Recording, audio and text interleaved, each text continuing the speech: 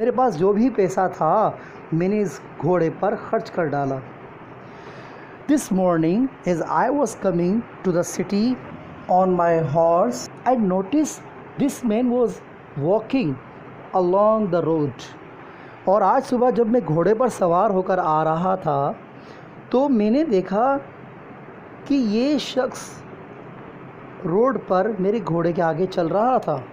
When I came too close to him, he stopped me and requested to lend him my horse, for he was in a great hurry to reach the city.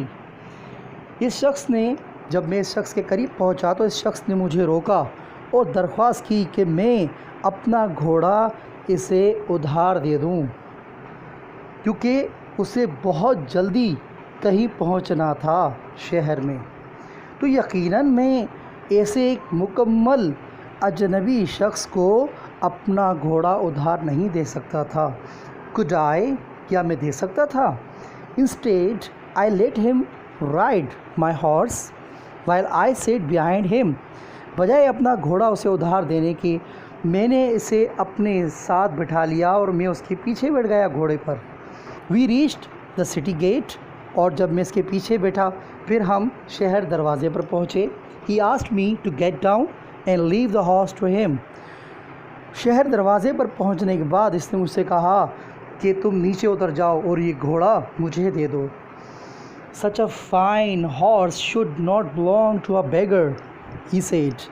Now be off and don't you mention it to anyone.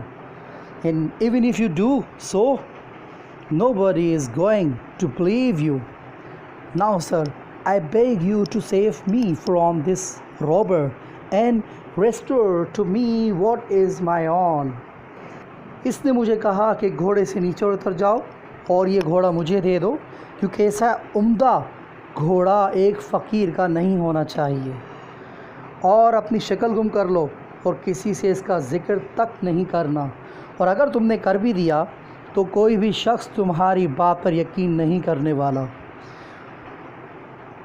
ए अमीरुल मोमिनीन, अब मैं आपसे दरख्वास्त करता हूँ कि मुझे इस लुटेरे से बचाइए और जो मेरा है वो मुझे वापस दिलवा दीजिए।